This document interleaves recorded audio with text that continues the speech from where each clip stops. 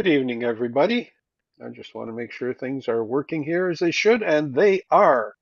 Well, welcome to the chat this evening. We have a very special guest tonight, and that's Anca Gaston, and she's a wildlife photographer. Now, just a little bit about her background. I can tell you that Anca holds a PhD in health physiology from Western University and has worked in the university as an instructor, supervisor, tutor, and in the public health field. Anka also has a grade 10 diploma in piano from the Royal Conservatory of Music and has taught piano for over 25 years. In addition to music and health, she's become passionate about photography since her teens and enjoys spending much of her spare time capturing wildlife, night sky photography with her camera. She's a grand prize winner of the 2016 Grand River Parks and Waterways Photo Contest in 2016 and 2017 runner-up of the Canadian Wildlife Federation Photo Contest. So, so let me say she is no shrinking violet when it comes to photography or photographing wildlife. And she has done some really innovative things from my point of view, um, including putting a camera inside a birdhouse. So you're going to see some clips of that. Uh, I'm going to I'm just going to close a couple of windows here that I don't need. There we go.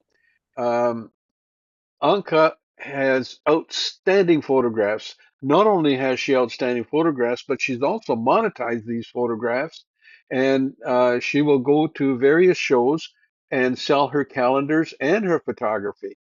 Um, my wife and I, we've purchased some of these photographs, both as greeting cards as well as her calendar. Anyway, what I'd like to do now is I'd like to bring Anka on and introduce you to her. And here we go. So, Anka, take it away. Thank you so much, George. I'm so pleased to be here. And I'm going to share my PowerPoint now. I have a PowerPoint presentation, and it has a slide there that's sort of about me. So I think that's a good place to begin. So I've got the full screen here. Um, Okay, we're good to go. Excellent. Good. All right. So let's there we go. All right. So yes, thank you very much for that introduction, and I'm very happy to be here today. Um, my interest in wildlife photography probably began when I was very young. As you can see in that picture in the bottom right-hand corner, that's my sister and I. I'm the older one with the brown hair, and we're holding a couple of ducks there. And so we basically, I grew up surrounded by animals. We had vegetable gardens, fruit trees, and every imaginable pet, including chickens, rabbits, guinea pigs, hamsters. We were breeding hamsters and rabbits and guinea pigs and then selling them to local pet shops at young age, and really developed a love of animals that way. And then during my teenage years, I grew up in Brantford, and during my teenage years, we purchased a manual Yashica camera from a local crossroads flea market for those of you local folks. And it came with some telephoto lenses, and thus began my interest in capturing photos through the camera lens.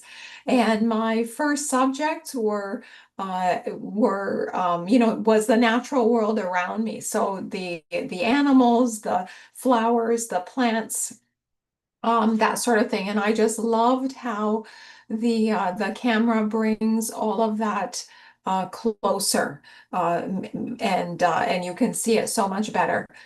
So fast forward, let's say how many years? Fast forward 20 from that, and bought myself a DSLR camera and got into it once again. And during that time, I had taken sort of other photos and done some digital work through my various volunteer activities, things like designing posters for concerts and different sort of digital stuff, but hadn't done much in the wildlife realm, but picked it up again. And actually, Jorj, you were instrumental in sort of getting me on my way with that because soon after purchasing that camera, I had a few lessons, private lessons from Jorj, which were incredibly helpful, and those were really essential tips that got me on my way and got me started. So yeah, so as Jorj said, I've won a number of awards and participated as well in my photographs were part of a gallery show at the Carnegie Gallery. And that's always fun to have opportunities to share my work. So wildlife photography. So first of all, what do I like about it? I love the way that it provides an opportunity to connect to the natural world in a very unique way. And when I'm out in nature taking photographs, it makes me feel very present, meaning my mind's not wandering, I'm not thinking about other things. I'm not just quickly walking through the park and kind of in a hurry to go back home or whatever, but I'm looking around, I'm looking for wildlife, I'm looking at it through my camera, which makes me see it a lot better. And I'm slightly nearsighted, so and I don't normally wear glasses. I just deal with the world being a little bit blurry. So for me, when I'm actually looking through my camera, I get to see things very sharp and clear and see those close-ups, which is such a great way to learn about nature, to learn about wildlife, and see those details. So it's been an entire educational experience, and it's just very immersive and connects one to the natural world. It is one of the more challenging types of photography. And of course, that's because your subjects are not very good at sitting still for you. So I think that good shots are a result of many things. It includes the skill of the photographer. So these skills include personal characteristics, things like being patient, having persistence, having quick reflexes, because sometimes when you see a bird or really anything, you just have a few seconds or even less to actually get your photo. So you have to be very quick. And you also have to be very comfortable with your camera because you can't be fiddling with the settings at that point. It has to be pretty automatic, and you can really feel it when you've been away from it for a little bit, and then you get out there and it can be a little frustrating. You can feel a bit slow getting all the buttons right and all of that. You also have to have some level of knowledge about the wildlife that you're photographing. So knowing what environments to find whatever you're looking for in and where, and their behavior and times of day that they're more likely to be active and things like that. Obviously, technical skills are important. Having good equipment is certainly nice. And then there's also an aspect of luck, being in the right place at the right time. And the days are very different when you go out to do this type of photography. Some days are amazing and see a lot of things, and the birds just happen to perch in the most perfect of spots. And then other days can be very disappointing and you hardly see anything.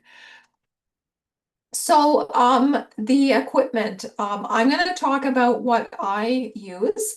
I also realize that in many ways, I'm out of date. And what I mean by that is that I do not use a mirrorless camera. A lot of wildlife photographers have switched to mirrorless, and I hear wonderful things about the capabilities of mirrorless.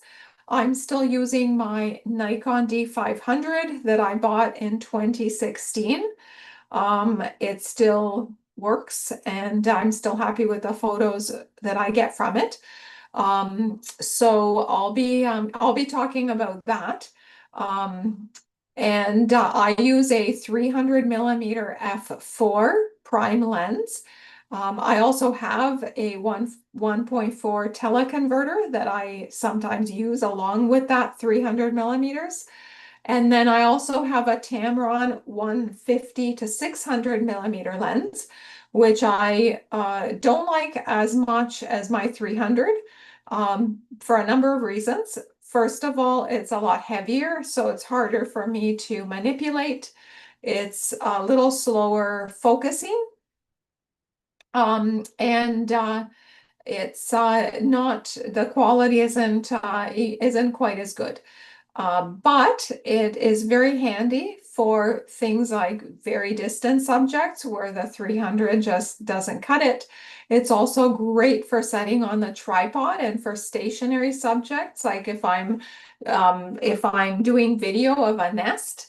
I used it for my woodpecker film almost exclusively. I'm going to talk about that film more near the end of the presentation. So it was very handy for that because the nest was across the river. It was quite far, and I needed something longer. So that's actually when I purchased that lens. So in terms of camera bodies, like I said, the mirrorless are certainly the way things are going.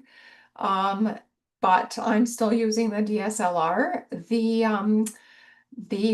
body, key characteristics. So this is what's important for wildlife photography. So you want to make sure that the camera is capable of a high frame rate. So that's basically the number of shots you can take per second. And having a high frame rate gives you a higher chance of capturing the moment. With this type of photography, we typically set the camera on a continuous shutter, and so the camera is basically taking photos continuously for as long as the shutter button is depressed. So yeah, so having that high frame rate helps.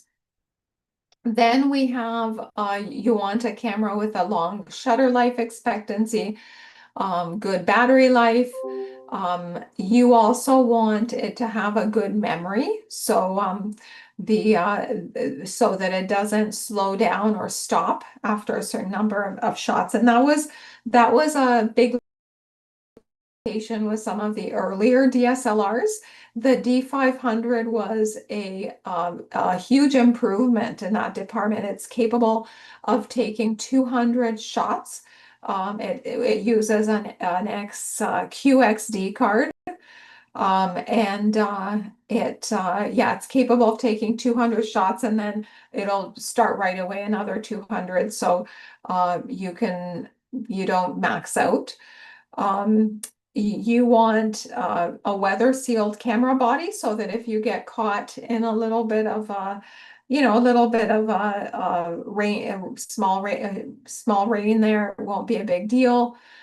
Good low light performance. And then for wildlife, a crop sensor is actually better because it lets you zoom in more with the same focal length. So if you're using a 300 millimeter lens on a full frame camera, you'll get a wider angle than on a crop sensor, and the same number of pixels, at least in the case of the DSLRs. And now with the mirrorless, some of them are much higher resolution, so you can actually crop in post-processing and have the same or more number of pixels than you would have, say, with my 20 megapixel D500. So some of that has changed as technology has progressed, but back when it was just DSLR and the cameras were all around 20 megapixels, it was superior to have the crop sensor for wildlife. Telephoto lenses, so definitely something that you need for wildlife photography. And there's a number of zoom lenses available. There's also prime lenses, which tend to be much more expensive. My 300 millimeter lens was about $2,000. And anything more than that in a prime lens is kind of gearing in the sort of expensive, depending on one's how much money one wants to spend on their photography, but the lenses also tend to be heavier and bigger as well when you get past that. So say a 400 to 600 prime lens tends to also be quite heavy. And then the Tamron Sigma zoom lenses are definitely more affordable. Weight also tends to vary, and quality is not going to be as good as a prime lens. Another aspect of having the right equipment, I count this in having the right equipment, is to be comfortable and to dress properly for the outdoors. So some of the areas where I photograph can be quite buggy, especially mosquitoes or black flies, which can be very unpleasant. So I came across a wonderful bug suit that is made out of mosquito-proof material. So this is quite handy and keeps me bite-free when I'm out there. Camera settings. So there's different areas of this that I'm going to talk about. So I'm going to start with the lens. So the lens has the vibration reduction option on it. And this is usually a button right on the lens. And this is quite handy. I generally keep it on when the camera is handheld. However, I put it in the off position if using the tripod. And the reason for that is that when you're on a tripod, if the vibration reduction is on, it can actually introduce shake into the image. So it's better to actually have it off at that point. And I mention this also because this is something very easy to forget, especially if you're used to always having it on and then you're just occasionally using a tripod. So tripods. So there are pros and cons to using a tripod for wildlife photography. It's obviously it helps with heavier lenses. It stabilizes images when you're using a slower shutter speed. And it's really great for if using a remote shutter release or for stationary subjects. However, there are also a lot of downsides to them. So it's added weight you're carrying along this additional item. I find it also ties up one of my hands. So if I see something and I want to photograph it quickly, I sometimes have this tripod that I'm holding on to and it's cumbersome. And also, unless you have a good wildlife tripod, it can be very difficult to follow, say, a bird in flight or moving wildlife. So I definitely prefer the flexibility of handheld photography for wildlife. It lets me easily get down to a lower level and follow the bird or whatever I'm photographing without being bogged down by the tripod. But I also use a tripod, especially when doing video. Camera settings. So the first tip I have here is to use back button focus. So this is so that you can use both your thumb and your index finger. The index finger is used to actually press the shutter button and take the photos, and the thumb is used to focus. And it also allows for continuous focus, something that on the Nikon is called AFC. And this enables the camera to track the subject and keep it in focus as it moves. So by holding down that back button, you can move the camera and keep the subject in focus, meanwhile taking its photo all along. Single point focus, that's the setting I keep my camera on. And the goal here is to focus on the subject's eye. For metering, I usually set my camera on the highlight mode. So this is not where it averages out your whole frame and adjusts the exposure, but rather um, it is gearing towards not blowing out the highlights. And the reason why I go with this is because a lot of birds have contrast. So the kingfisher is an excellent example. It has darker areas and then it has these pure white patches. And then, of course, you've got the background. So if we look at the image I'm sharing here, you want to make sure that you expose for the whites so that they're not blown out. You can obviously lighten up the darker areas in post-processing, but there's not much you can do if you blow out the highlights. So I like to make sure that my photos are, if anything, in this case, slightly underexposed so that I'm keeping detail there in those white feathers. And then continuous shutter mode, like I mentioned. So this depends on the camera model. On my D500, I generally keep it on high, which gives me 10 frames per second. But again, I realize that this is, almost pretty outdated now. And many of you out there probably have, cameras that are used to doing much better than that. And I'd actually be curious if there are individuals on the meeting tonight who do have experience with that transition from DSLR to mirrorless, because like I said, I have had my camera for almost 10 years now. And I realize it won't last forever. And I'm almost tempted to go on eBay and buy another used D500 and have it kind of in my back pocket because I do like it so much. But then I'm also hearing great things about, Nikon's newer cameras. Of course, they're also more costly. But yeah, so just wondering if anyone out there does have, has used, for example, something like my camera and switched and what they think about that. Just kind of putting it out there for the Q&A.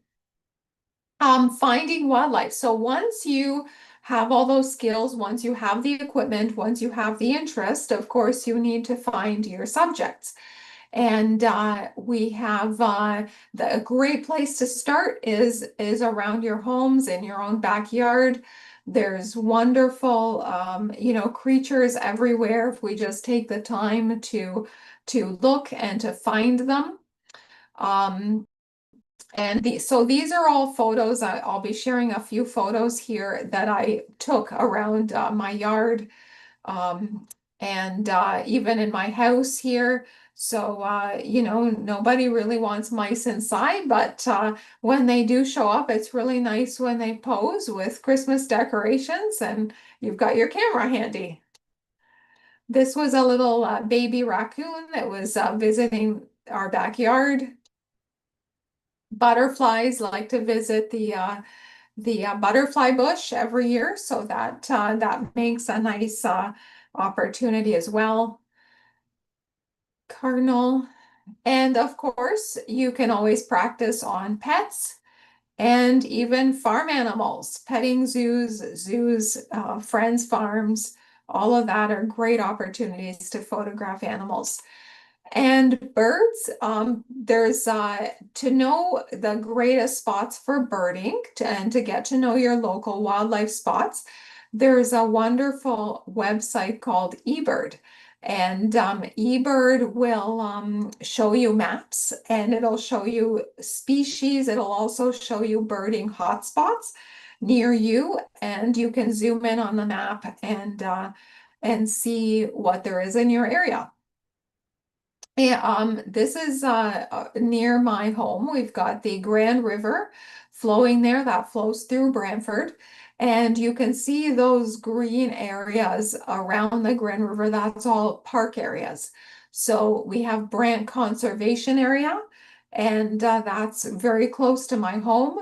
Across the river is Waterworks Park. And so these are some of the areas where I've spent quite a bit of time over the last year and have taken most of my photographs. There is a pair of bald eagles that nests on the river, and there's a small island on the Grand River, and they nest there every year. So they are a popular attraction for photographers. And when I first became interested in wildlife photography, I spent quite a bit of time along the banks of the Grand River, watching them fish and photographing them fishing. And so because they nest there, they need to feed their young, and they would need to take several fish per day up into the nest. So there used to be this dead tree that has since collapsed, but it was a very popular perch for them, and they sit there and then swoop down and fish, and it was quite marvelous to see. And the Grand River seemed to provide plenty of fish for them. This is a juvenile bald eagle, so you'll notice it doesn't have that typical white head and tail that the adults do. And that's because they don't develop that look until about their fourth or fifth year when they're actually considered mature. And they start off brown and mottled like this, and then every year they become more and more mottled, and then develop the white head and tail. The other consideration is when you want to head out. So some of the best times of the day are early morning and late afternoon. That's when the wildlife is more active. In the summertime, it's also more pleasant temperature-wise. You're not dealing with the hot sun and the heat of the summer. And there's also a nice light because the sun is lower in the sky, so it's lighting your subject more from the side as opposed to sort of straight down on them, creating harsh shadows. Um, so yes, so it's a lovely time. You have nice golden hues. This was a photo of a buck that I took at Brant Park one morning. Again, not long after sunrise, so the backlighting can be quite pleasant. Camera settings. So for those of you who are photographers, you know there are three settings on the camera: your shutter speed, your f-stop, and your ISO. Or at least these are the three exposure settings. There's obviously lots of other settings, but these are the settings that determine your exposure, which means how bright or how dark your photo is. Um, So the shutter speed, this really depends on your focal length as well as how quickly your subject is moving.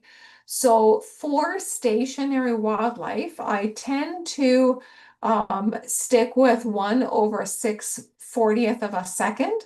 I find that for me, if I go slower than that, and I do sometimes if the light is not good. So if the light is not good, I will go slower than that. I just find that my rate of keepers goes down. So because of camera shake. So if I go slower than that, then I will have some frames that will be slightly blurry. And I know that's because I didn't hold my camera perfectly still.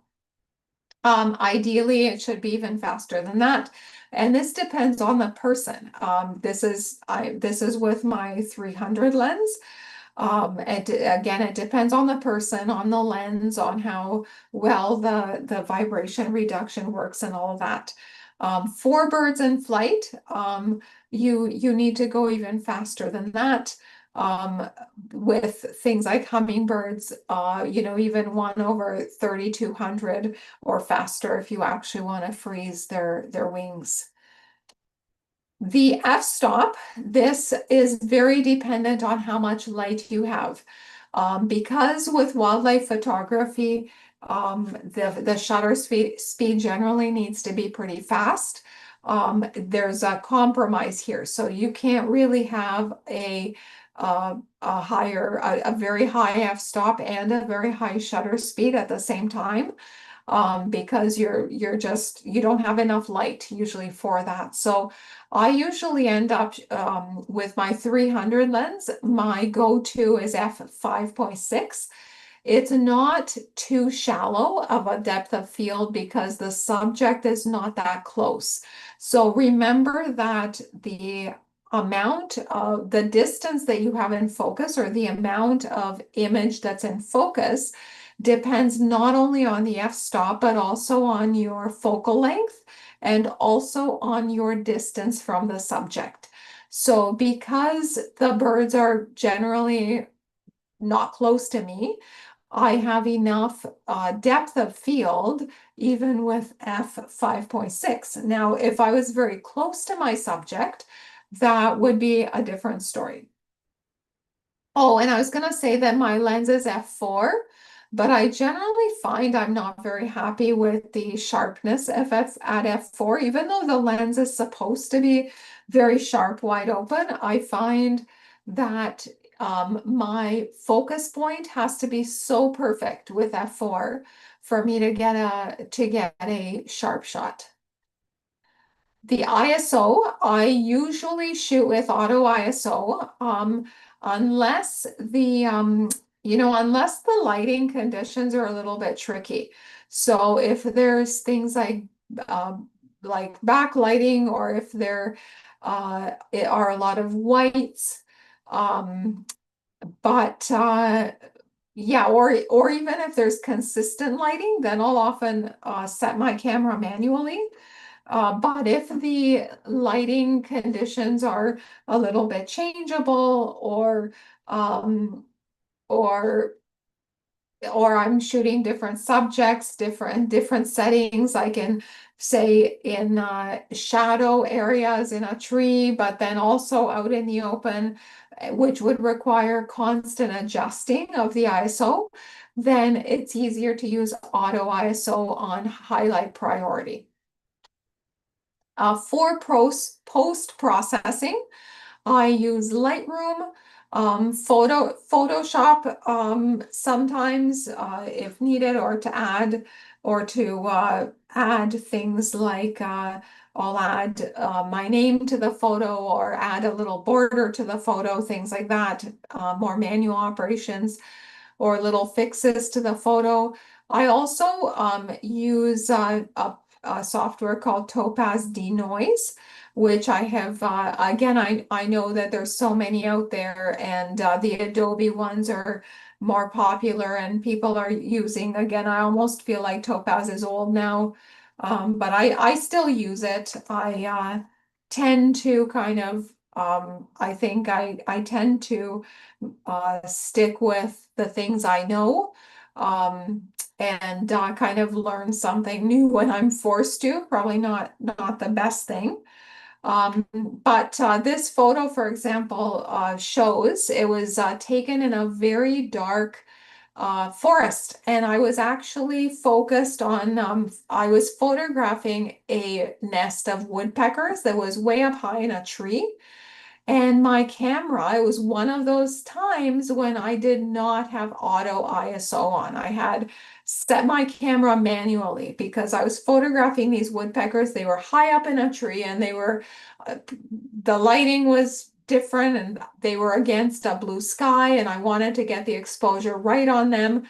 So I had manually set my camera and then I see out of the corner of my eye this fox approaching me, and I was blocking a bridge, and the fox wanted to go across the bridge to take these chipmunks to its babies. So it had these chipmunks in its mouth, and it just stopped and looked at me because I was blocking its way. And so, of course, I turn and I start taking photos of it, but the photos were pitch black. I look at the back of my camera and it all happened so fast. I didn't even think to change my settings, and they were so dark.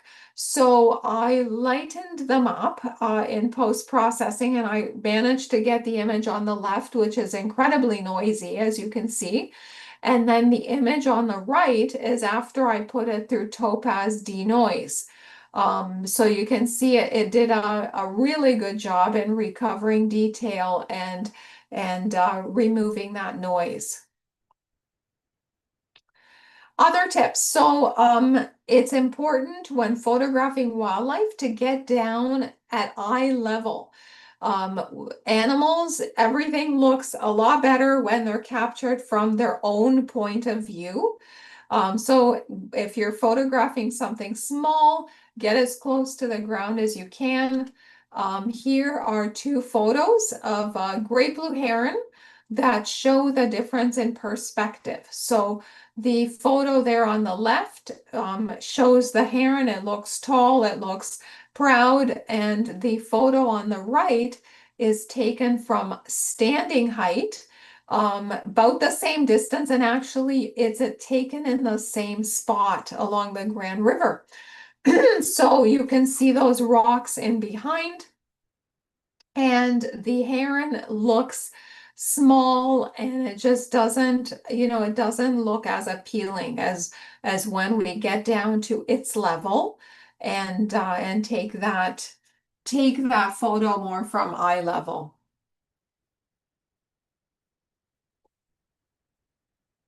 Hmm. Another tip that I have is to take lots of photos on a good photo shoot when there's a lot happening. I might go home with 600 photos or so. I know it's a lot to go through, but that's really how you get that one really good photo where something special happens, or you get just the wings, the head in the perfect position. And it's just, the perfect shot. So if you only take a few, the chances of missing that are much higher. Another trick for photographing nests, nesting birds that I like to use is I set my camera up on a tripod aimed at the nest, and then I use a remote shutter release. This also works really well with perches. So if you observe wildlife, some birds, especially some of the fishing birds like kingfishers, you'll notice that they have favorite perches and they will come back to their perch on a regular basis. So if you focus the camera on the perch and then you sit off in the distance and you wait, you can capture those shots when it lands on your perch. And this works really well, as I said, with nesting birds because they're basically captive there, and you know that they'll return, or the parents. Emergency, emergency. Excuse me. Okay, so we have here we have the ponds at Brant Park, and you can see here our camera. So this is my friend and I that we go birding together, my friend Rachel and I.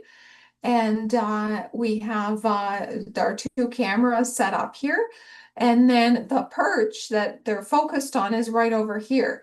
So the cameras are focused on the perch. We have the remote shutter release attached, and we are sitting off at a little bit of a distance away, watching, sometimes with binoculars, and then using the remote trigger release to set the camera off. So these are, so yeah, we'll bring some tea with us and sit there and relax and enjoy being out in nature while we wait for that kingfisher to land on our perch. And these are, some of the shots that I was able to get on using that perch. This is a slightly different perch, but using the same technique. And these are photos that I took of the woodpeckers, with again having the camera set on a tripod and using the remote shutter release. So getting into seasons. So every season offers different opportunities for wildlife photographers.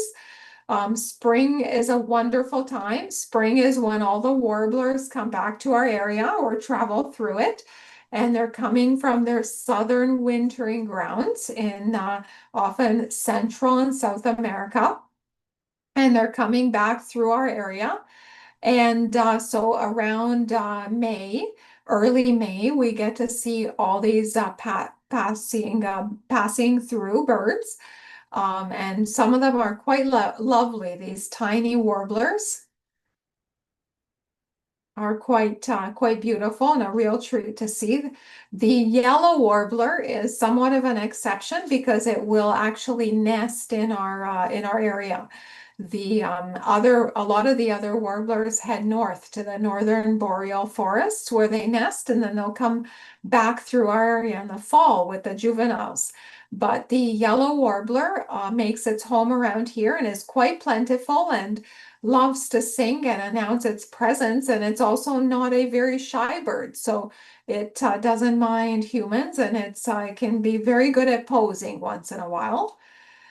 I always enjoy the flowers in spring, and one of the types of photos that I really enjoy capturing are the birds with blooms. This is a Baltimore Oriole. They feed on the nectar of flowers. So actually they're quite easy to find in a flowering tree or bush. This is the flowers you see here are from the autumn olive tree, and this is an abundant shrub, especially in Brant Park where I take a lot of my photos. And this is a little song sparrow here posing with the autumn olive. Chickadee, a blue jay, chickadee again. Chickadee again. This was a very special shot because the chickadee landed on this branch right in front of me and started singing its spring song, and it couldn't have been more perfect. Woodpecker. And this is a robin that was nesting in a local flowering tree, and another robin nesting in a magnolia tree across the street from me. It's also spring is a wonderful time to capture wildlife with their babies. These are wood ducks, tree swallows, bluebird.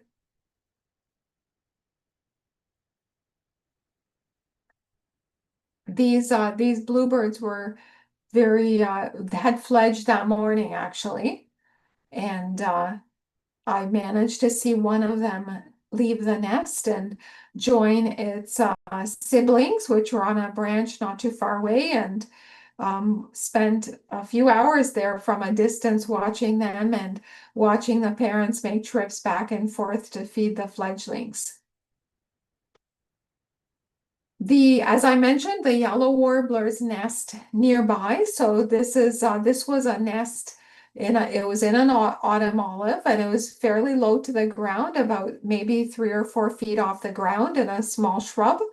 So I was able to see the yellow warbler working on the nest and then kind of check on the progress of that nest when the parents weren't around. So there were 4 eggs. Then we had a couple of babies. It had seemed like a couple of the eggs hadn't hatched. And they only spend 9 or 10 days in the nest itself before they fledge. So their development is very quick. This is also an interesting shot I captured. This is a yellow warbler feeding a baby cowbird. And this is an example of what is called nest parasitism. So cowbirds will lay their eggs in the nests of other unsuspecting birds, and then those birds raise their young as their own.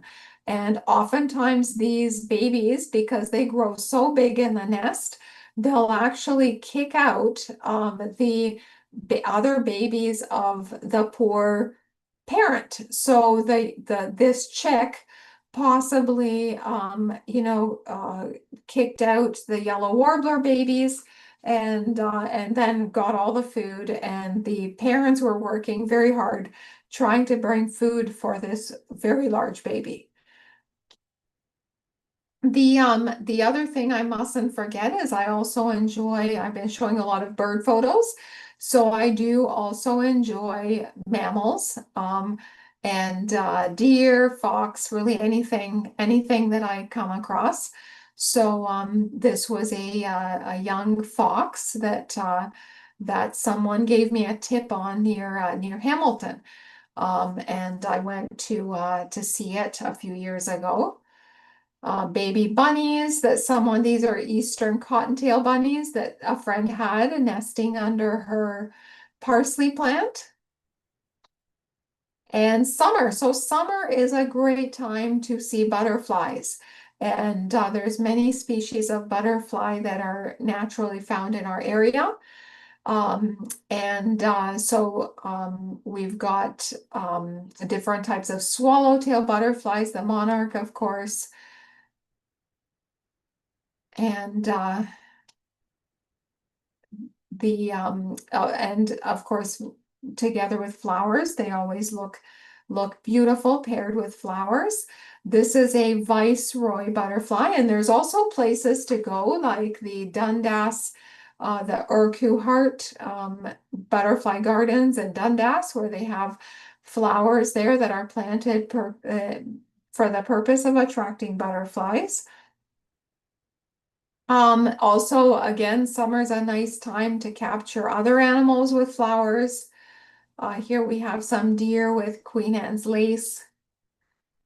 This is a heron fishing on the Grand River, and the dots that you see there are fish flies. And it was early in the morning, and they were backlit by the sun there. So it was quite an amazing sight with all of those specks of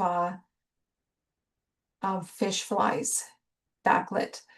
This is a green heron on one of my perches, one of my favorite perches that I was talking about earlier, about how you focus on a perch and then you see what comes. This was a blackbird flying towards me, red-winged blackbird. Monarchs, this was a composite image of the monarch in flight. And then I put 3 images together for this to show its flight path. The flowers here are Jerusalem artichokes, which are a wild flower that grows in our area, and the butterflies seem to really like this flower in late summer.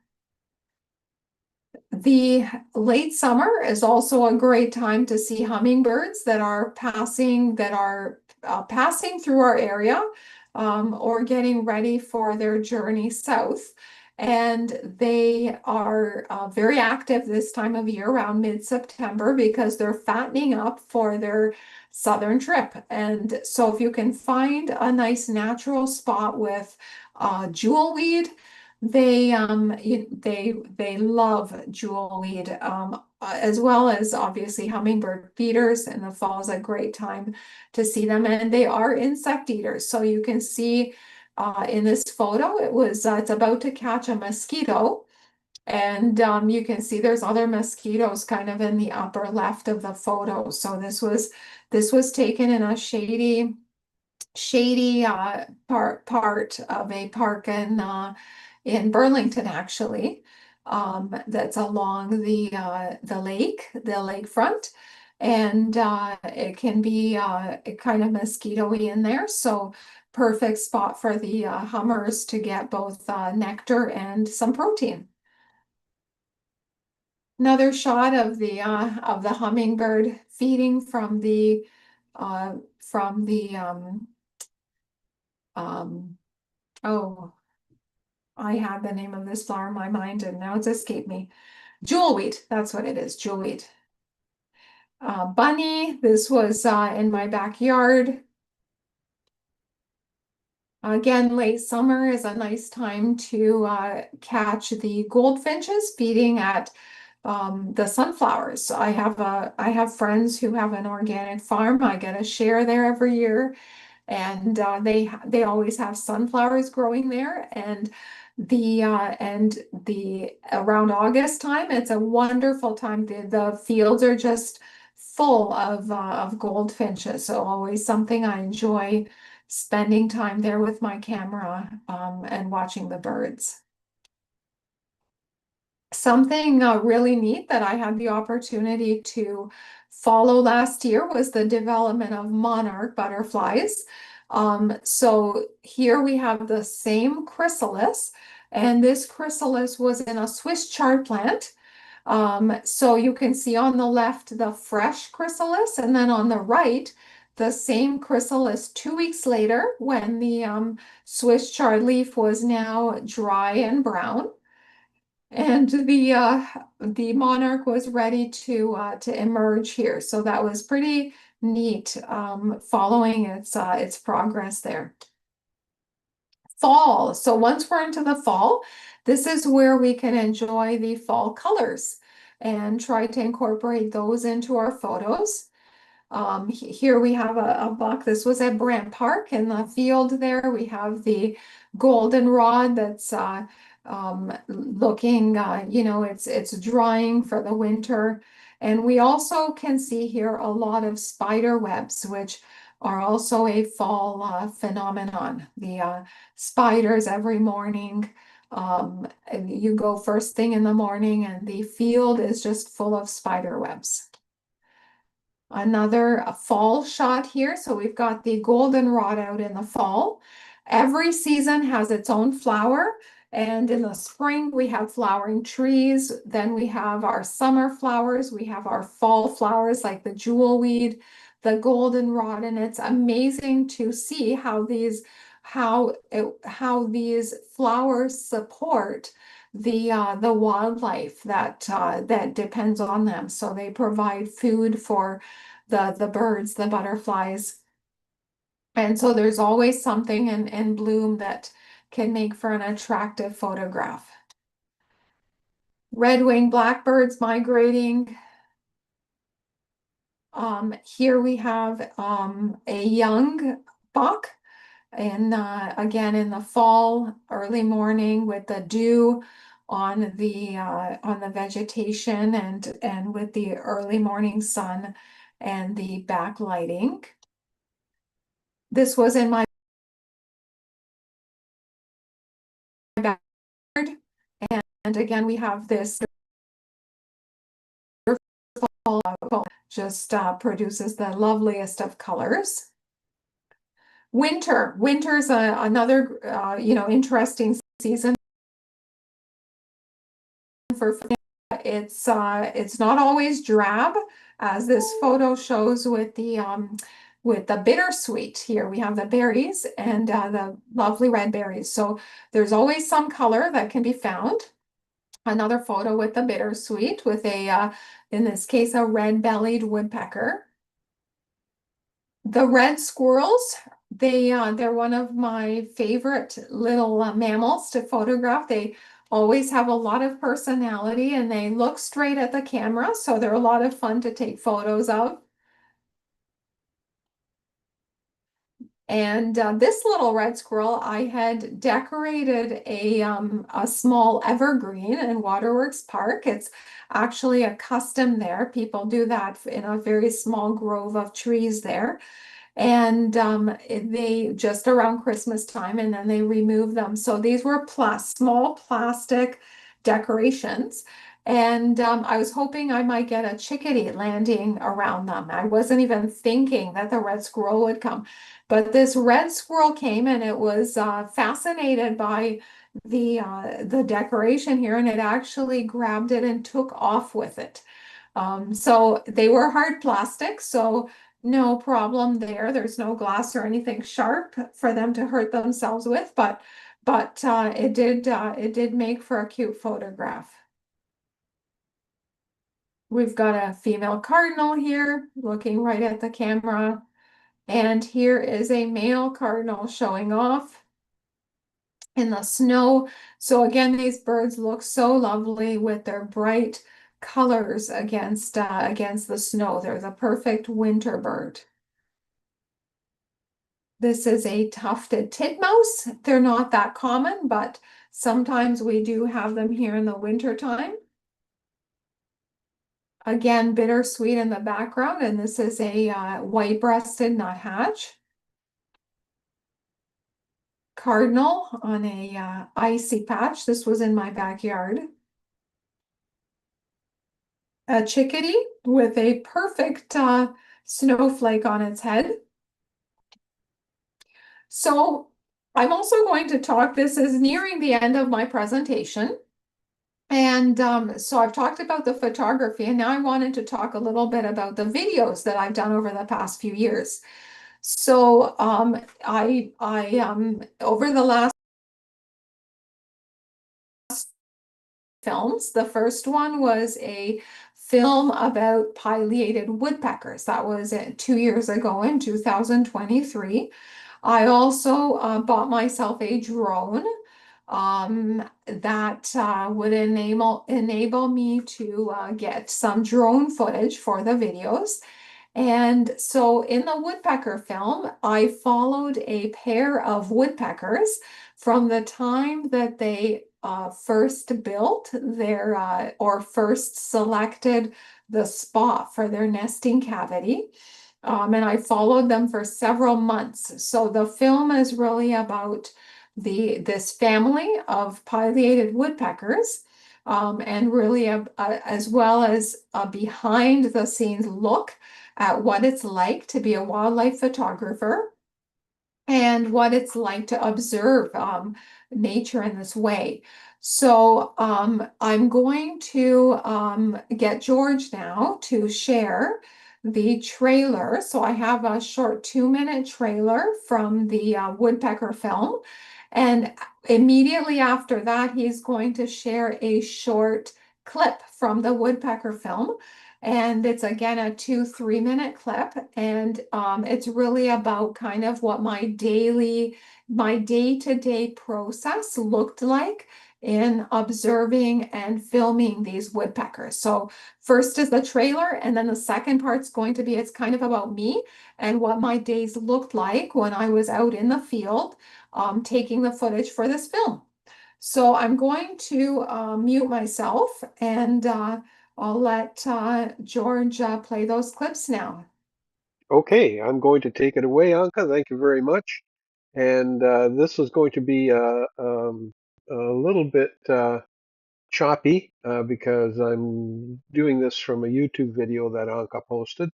So here we go.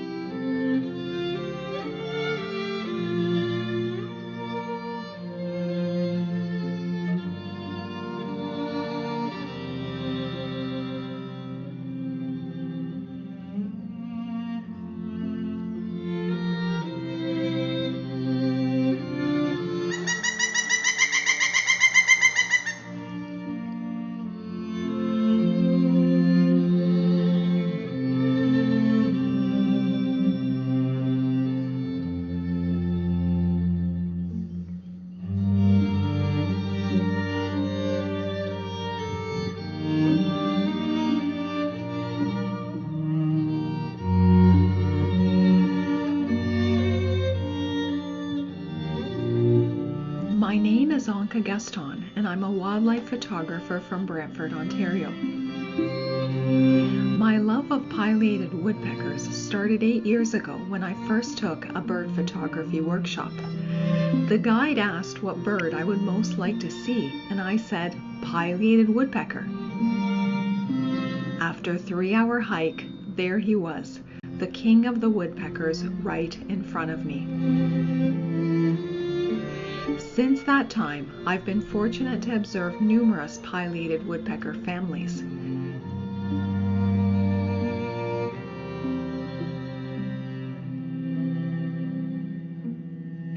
Being able to watch these amazing birds in such an intimate way has truly been an extraordinary gift.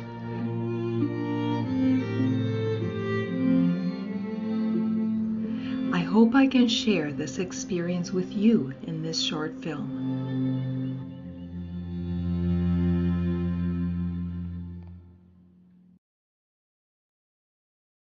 Did that come through, Anca?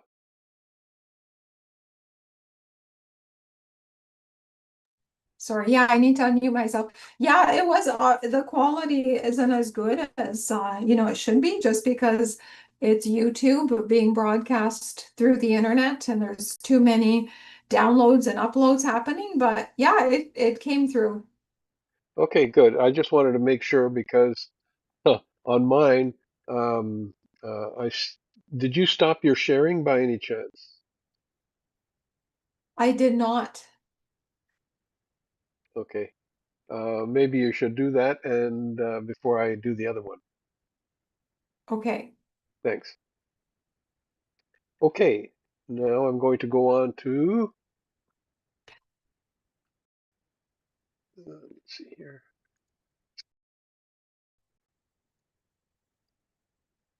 the woodpecker one, right?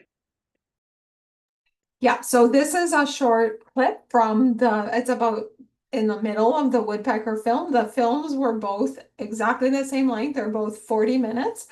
And so this is about halfway through the woodpecker film, and it basically shows what my day looked like when I was filming these birds. Okay, here we go.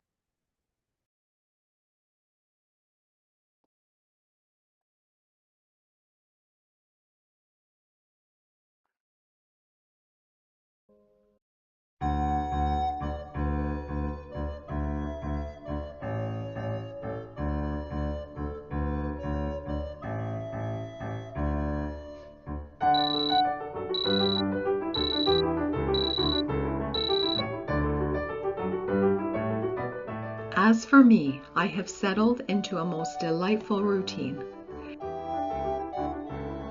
Every morning, I pack up my gear and head out.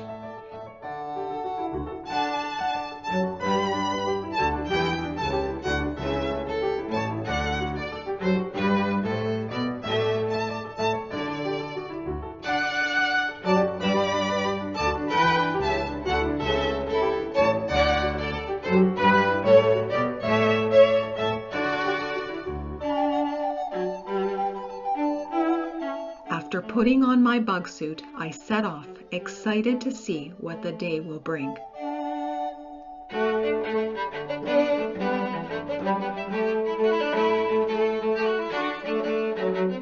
My biggest decision is whether to set up across the river facing the nest or closer to the tree. There are advantages and disadvantages to both locations, and I want to make sure I capture a variety of camera angles. When I set up closer to the nest, I go off the beaten path into the bush and hide my camera in the vegetation. Not disturbing the birds I photograph is very important to me, and doing this means that my camera is as inconspicuous as possible, both to the woodpeckers and the humans hiking on the nearby trails. With my camera recording, I settle a little further away and watch and wait.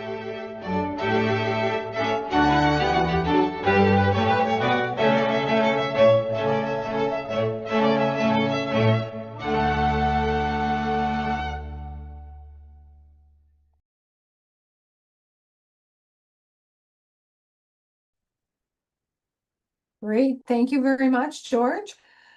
So another thing I'd like to mention is that the music for both the films is written and performed. It's local music. So my husband is a conductor and composer and runs an organization called Arcady, which is a professional performing arts ensemble.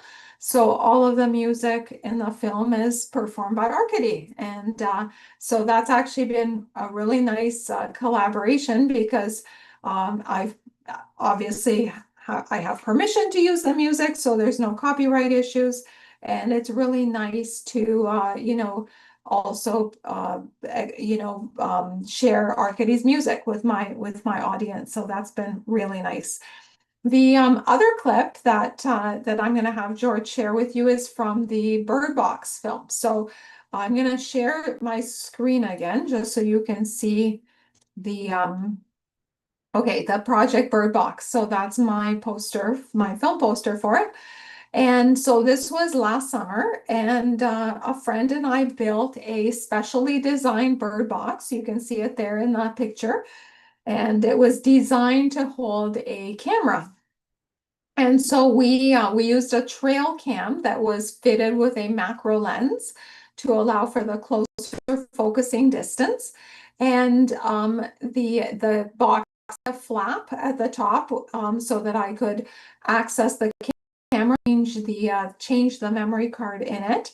And a family of tree swallows picked our box and nested in it. So we captured footage of them from the time that they selected the box until, and then I followed their babies and their babies fledging and all of that. So it was a really, really neat experience just having that intimate view into this family of tree swallows and spending time there filming them as well with my long lens, and then watching all their foraging behaviors and how they built their nest and all of that. So it was really, again, a very immersive experience and a very educational experience.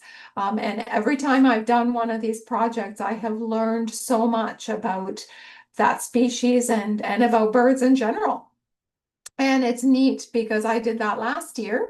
And right now I actually have two baby birds that were orphaned that I am raising myself. And it's really neat. They're starlings. They're two baby starlings. And so they're in the next room here. And it's really neat to see the parallels between the baby birds. And I can relate it to the different stages of this tree swallow family, and I can kind of see the similar behaviors in the youngsters and all of that. So that's been really neat because it's like this summer I get to be the bird parent. And last summer I got to learn from the best bird parents. So there's things that I saw the parents doing and how they interact with the babies and all of that. It's really neat. So Jorj is going to show a short clip from the tree swallow film. And I will stop sharing my screen. Thank you, Jorj.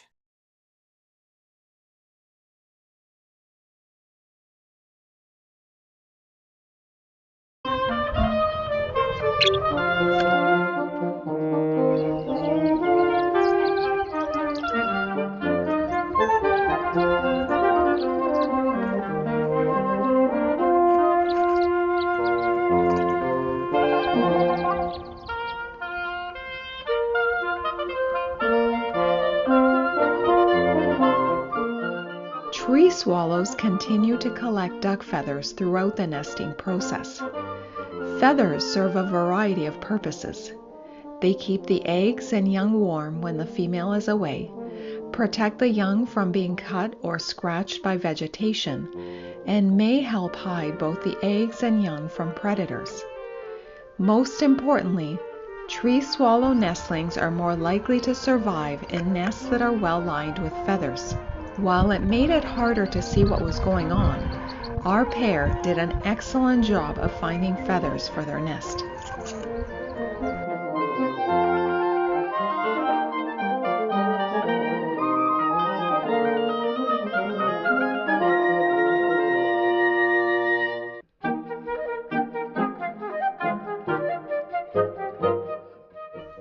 tree swallows lay between 4 and 7 eggs. Our female laid one perfect little egg per day for 6 consecutive days.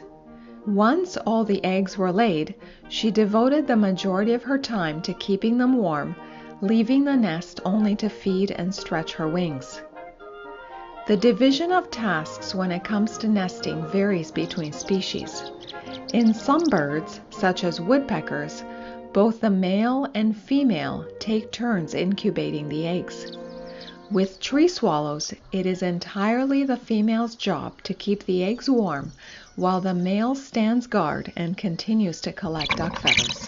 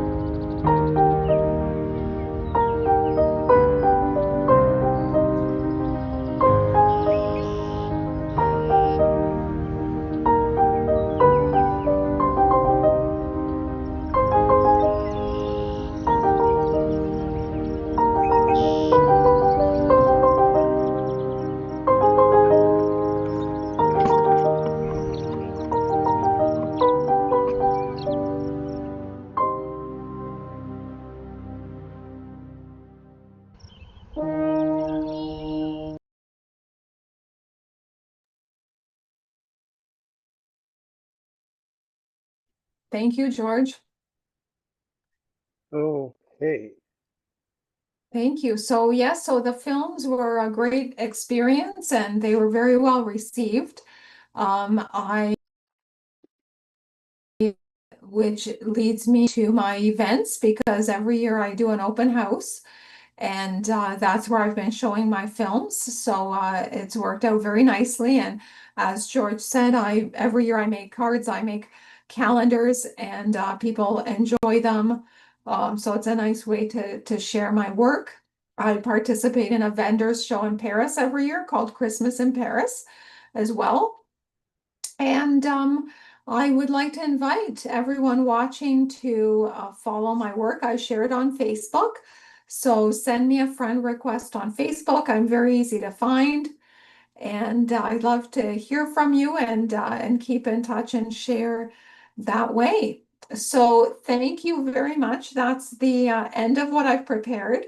And I'd be happy to answer any questions that anyone might have. So we had one question from Pakistan, and he was questioning of you. He says the question for the host: which one of the photographs you're displaying has the most personal value to you? Something that struck your emotions the most personally. Oh, that's a really good question. So I personally, I really love the woodpecker photos with the babies, and that's because seeing the pileated woodpeckers with babies was a dream of mine before I actually saw them. It was something I really wanted to see. I had seen photographs obviously online and in books, and the babies were just so cute and beautiful with their red heads, which is also unusual because oftentimes the babies are not as brilliantly colored. So the first pileated woodpecker nest that I was able to see and photograph was in the summer of 2018. And so the photo of the parent feeding the babies at that nest, I have that framed and I have it on display on my wall. And that's a photo that means a lot to me because that felt like sort of like I had achieved something in the sense that I'd wanted to see that for a long time and I finally did. Okay, and we have another question from David Harcastle. Do you use raw processing? I use Lightroom, and what I have to do actually is convert my photo to DNG, which is a raw format, because the old Lightroom 6 version that I have, it doesn't accept my NEF file. So I take photos in RAW. Yes, I think that's maybe what he's getting at. So I shoot in RAW. Then I have to convert to DNG, which is again a raw format, but the Lightroom will open it. And then I process it that way. So yes, I am processing raw files and not JPEGs. Okay, we have a question from Pat Wintermute. How do you protect yourself against predators such as coyotes or others? Well, the probably the biggest predator is mosquitoes, which I have the suit for. Coyotes, I don't uh I've never had an issue with them, maybe because of where I go. So I stick fairly close to home and I don't go at crazy hours. And I often have my friend with me, so I'm not entirely by myself, but I have never been threatened by a coyote. And again, I don't go to very remote places. Like I don't go where there are bears or sort of up north or where I think I would worry about that. But Pat takes beautiful photos. Pat, I love your photos and I'm so glad you were able to join us today. I love your photography. And I know that you go to much more exciting places than me. I'm kind of a bit of a homebody, and that's just the way my life has been over the last few years. It hasn't really lent itself to a lot of travel away from my hometown. So I've satisfied myself with pretty much local photography, and around here, the coyotes aren't an issue. We have another question from Marina Zaitseva. I think that's pronounced correctly. Anyway, videos are incredible, she says. Are they from the game camera? I think she might have meant same camera. I think maybe Marina, you may have been referring to the videos inside the Nest box because I mentioned I used a trail cam for that. So yeah, the video that you saw of the tree swallows, and that's the last clip that George shared with the tree swallow babies and the eggs, that was taken inside the Nest box, and that was indeed with a very cheap trail cam. That project was a bit experimental, and if I had to do it over again, I would I would try to use a better quality camera inside the box, for sure. But that was kind of a first attempt at this, and the video is definitely usable, but the camera had its limitations. So the trail cam inside the box didn't do great in low light. It also didn't adjust very quickly. So what would happen is a bird would be perched, one of the adults would be perched in the opening, in the box opening, and that would cause the box to become dark because the only light source was coming through basically that opening that the parents flew in and out of. So when they would perch there, they would block all the light, and then the camera would adjust to the dark interior of the box, and then the parent would fly off, and then suddenly the box became bright. but the camera had too much of a lag, so it would take it several seconds before it would readjust. And that actually proved to be a bit of a problem because the parents were doing a lot of in and out when they were feeding the babies. And so there were quite a few instances where the exposure was unfortunately not good because of that limitation. So it was an experiment, and I am happy with how it turned out for what it was, for sure. But I think the image quality could have been improved inside the box. Well, thank you Oh, very and much. if she Yes. was, and Marina, if you were asking if you did mean same camera, then yes, all of the video that I took with my DSLR was with my D500. So the D500 can take 4K video, and that is what I used to photograph the birds from outside the box as well as the woodpeckers. Okay. Well, I think that you might have to upscale the living quarters for the birds with a skylight. Yes. Anyway, Anca, this was a very informative presentation. Thank you very much for being a part of it. And I hope sometime we can invite you back to do it again, and perhaps separately another presentation with your celestial photography of the Milky Way. Sure, that's an entirely different genre of photography and a very Hmm. interesting one as well. Again, thank you very much on behalf of everybody. I really appreciate that you were here. And on my behalf, I'd like to thank everybody who was here, including that person from Pakistan. That was a bit special, yes.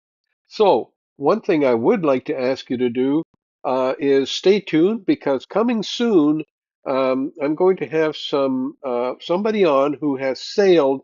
I won't say around the world, but pretty well everywhere in the world. They spent, I think, a couple of years sailing, and she's an excellent photographer.